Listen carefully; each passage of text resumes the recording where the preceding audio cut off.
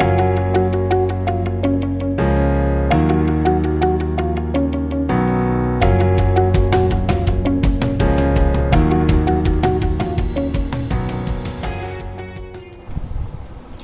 Friend, welcome to my channel NEET nation. Hope so आप लोग अच्छे होंगे। So friend, in previous video we will discuss about the fertilization. Fertilization के हमने process के बारे में पढ़ा था। तो जिसमें हमने पढ़ा था, हमने बताया था कि fertilization is not a simple process, that is we just simply write it here, fusion of male and female gamete and form the zygote, but it is not like as simple as we just write it takes place in many stages। ये बहुत सारे stages में होते हैं और जितने भी stages होते हैं after that ultimate the formation of zygote takes place। उसके बाद zygote हमारे बनते हैं। तो पहले previous videos में हम लोगों ने approaches of sperm के बारे में पढ़ लिया था। Now today we are going to study about the further stages of this fertilization। और क्या क्या स्टेप्स होते हैं, किस तरह के स्टेप्स होते हैं फर्टिलाइजेशन के बारे में हम उनसे पढ़ेंगे। तो जिन्होंने उन प्रीवियस वीडियोस को नहीं देखा है वो जाकर उस प्रीवियस वीडियो को देख लेंगे ताकि आपके कॉन्सेप्ट जो है वो बिल्कुल क्लियर हो जाए। क्लियर है? सो हम लोग स्टार्ट करते हैं। Further about after the approaches of sperm. Sperm के अप्रोचेस होने के बाद जो नेक्स्ट स्टेज हमारा आता है, the second stage is known as, that is B1, is fertilizing and anti-fertilizing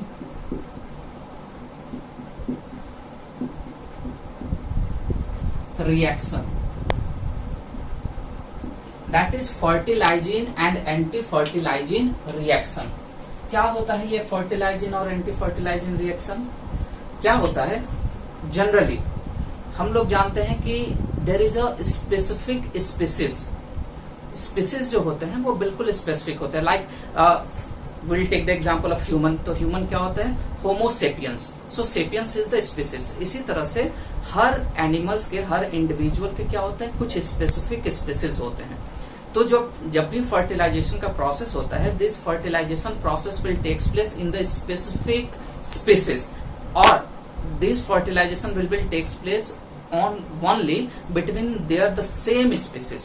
generally क्या होता है, अगर हम लोग हाइब्रिडाइजेशन की बात ना करें, नॉर्मल जो फर्टिलाइजेशन का प्रोसेस होता है वो सेम स्पीसीज के बीच में होता है। ये जो फर्टिलाइजेशन होता है वो बिल्कुल सेम स्पीसीज के बीच में होता है। तो ये सेम स्पेसिफिसिटी जो होती है, सेम स्पीसीज जो होते हैं वो कैसे मेंटेन होते हैं?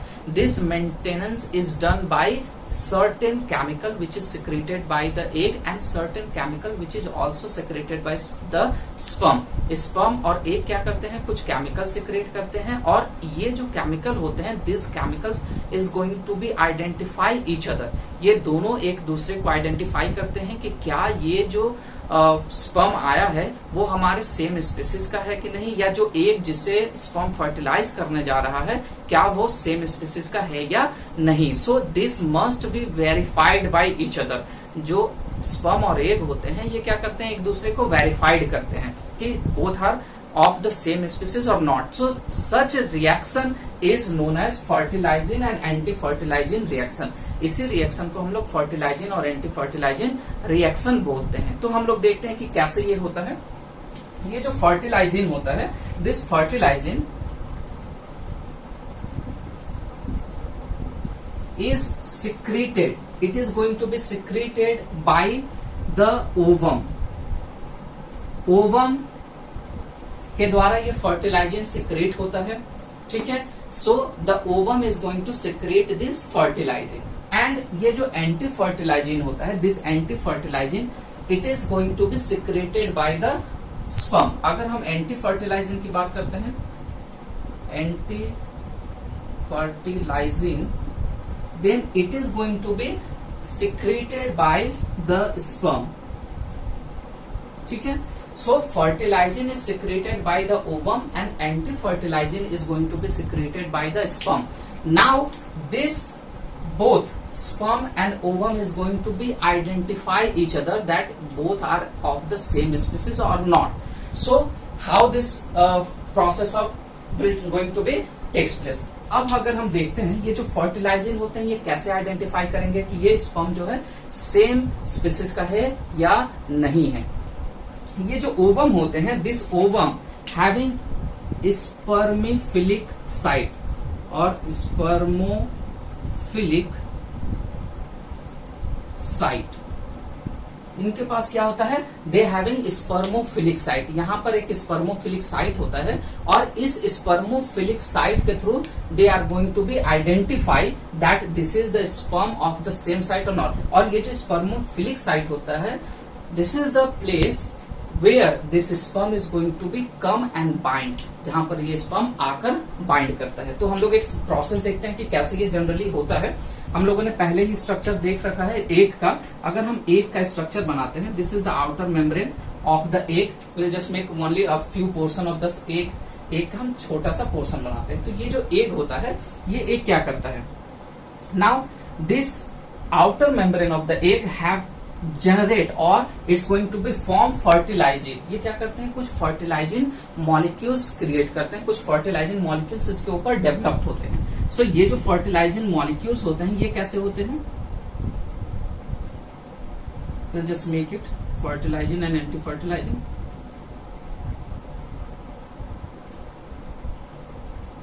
So these are the fertilizing molecules which is going to be formed over this egg.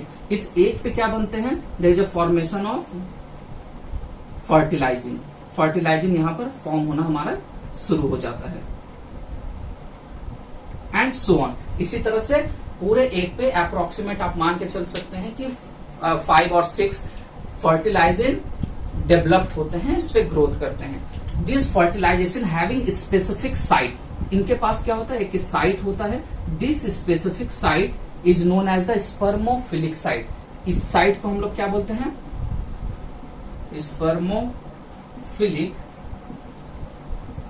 Site. यही हमारा स्पर्मोफिलिक साइट होते हैं, ठीक है। एक फर्टिलाइजर में there is a presence of 2 और 3 स्पर्मोफिलिक साइट, 2 या 3 स्पर्मोफिलिक साइट प्रेजेंट होते हैं।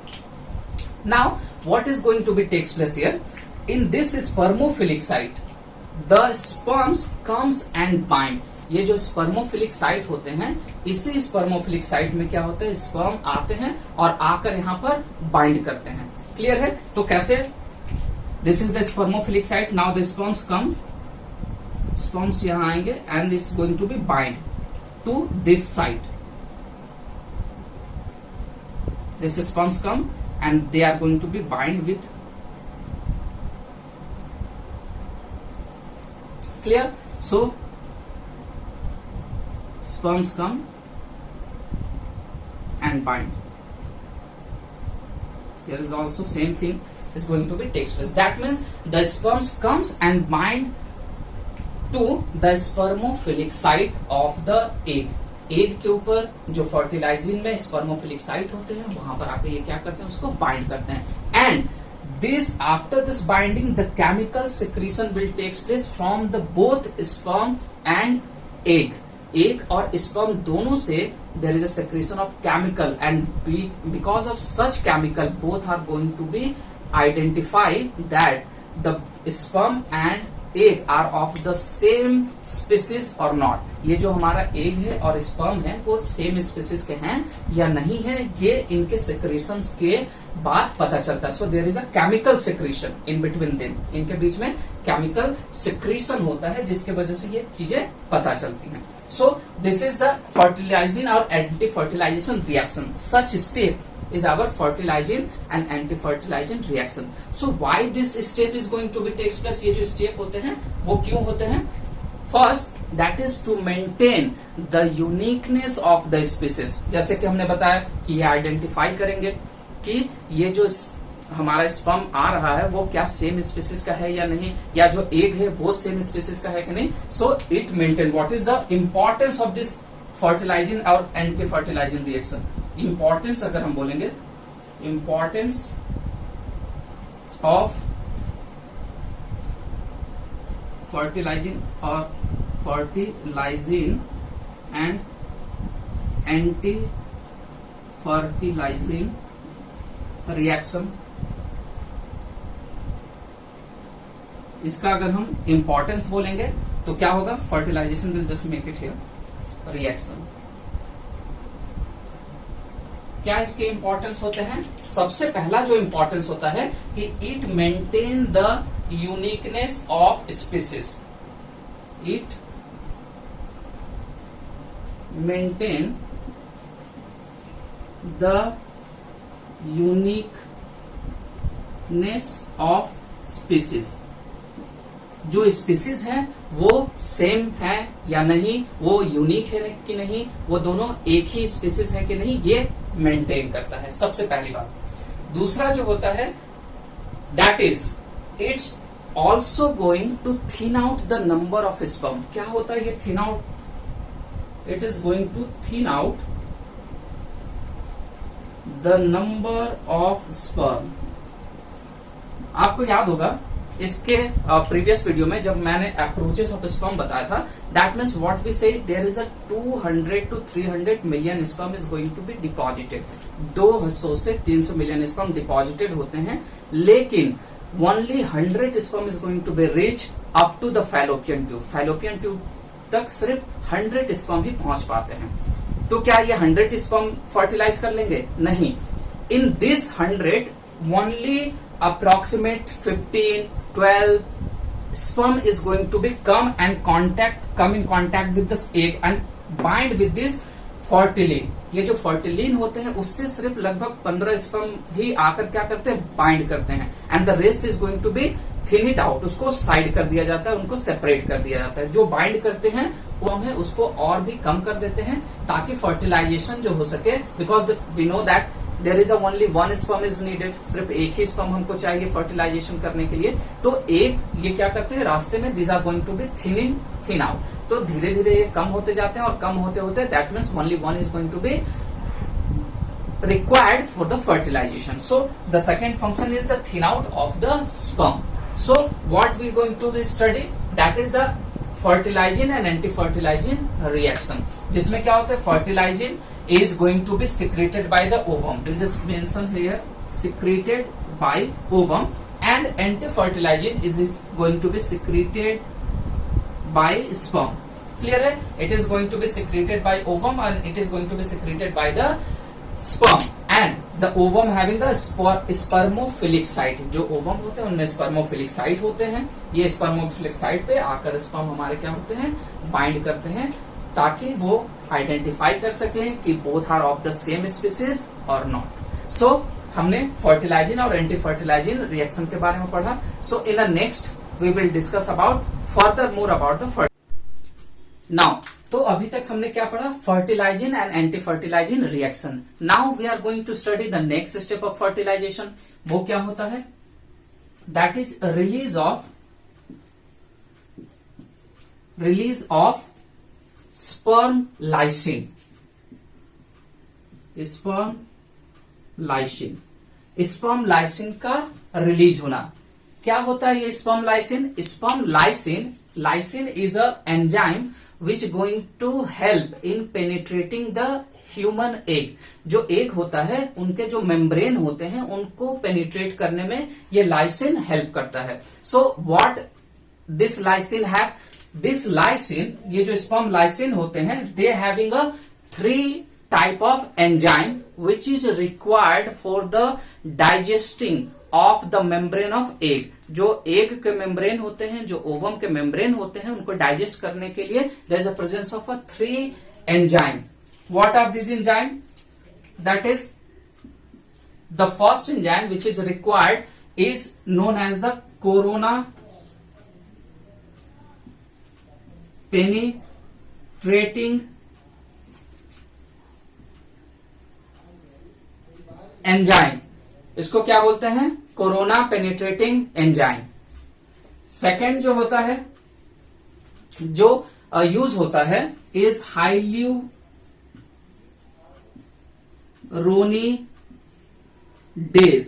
सेकेंड एंजाइम जो जरूरत होता है इसके लिए, hyaluronidase. And the third enzyme which is required for it is known as the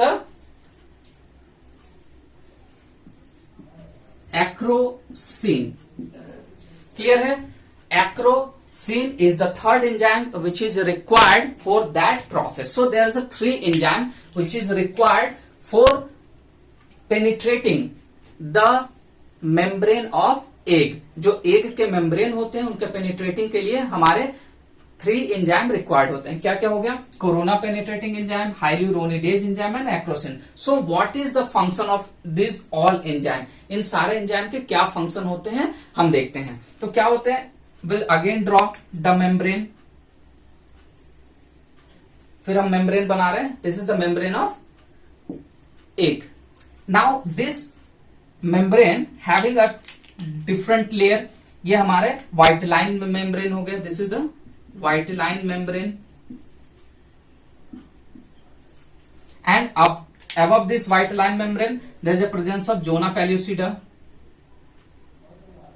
second layer जो था हमारा zona pellucida layer था, and uppermost is made up of corona radiata cell. जो बाहर के होते थे they are made up of corona radiata cell. ये सारे they are made up of corona radiata cell. Radiating cell थे which is the corona radiata cell. So we'll just make it round. They are the made up of corona radiata cell. So what is going to be takes place here? Now the sperm lysine, that means in first corona penetrating enzyme is going to come and penetrate this corona radiata layer. ये जो second layer था ये हमारा था white. This is the white line membrane. This is the zona pellucida. और जो तीसरा layer था this is our corona radiata. तो ये क्या करते हैं? That is the first corona penetrating enzyme comes and start penetrating the corona radiata cells. ये जो कोरोना रेडियाटा सेल्स होते हैं उसको क्या करना स्टार्ट कर देते हैं? पेनिट्रेट करना स्टार्ट कर देते हैं. How it's going to be start penetrating? This corona radiata cell is having और they are going to be glued together. ये आपस में क्या होते हैं? ग्लूड होते हैं. They are going to be glued together. They are going to be attach with each other. एक दूसरे से ग्लूड होते हैं, चिपके हुए रहते हैं. किस तरह से? With the help of hyaluronic acid. hyaluronic acid. ये हाइल्यूरोनिक एसिड से क्या होते हैं? आपस में they are going to be glued, चिपके हुए रहते हैं. सो फर्स्ट क्या करता है? When first this hyaluronic acid is going to dissolve this hyaluronidase is going to start dissolving this hyaluronic acid. और ये जिसके जो ग्लू लाइक स्ट्रक्चर होता है जिससे ये चिपके हुए होते हैं उसको ये क्या करना शुरू कर देता है?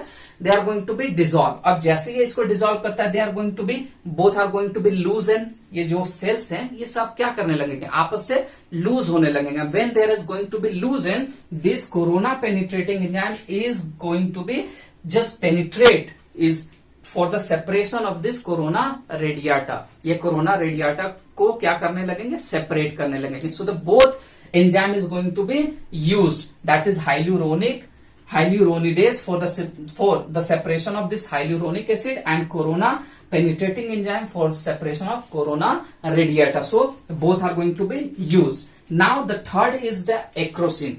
What is the function of his acrosine?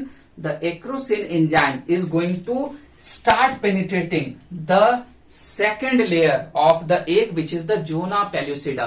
जो zona pellucida second layer था, this layer is going to be penetrated by the acrosine. Acrosine enzyme is penetrate this zona pellucida. So what is going to be takes place up to till यहां पर हमारे जो sperm थे वो egg के contact में आए, fertilizin और एंटी फर्टिलाइजिन रिएक्शन हुआ. रिएक्शन के बाद जो release of sperm lysin sperm क्या हो गए? ऑलरेडी रिलीज हो गए.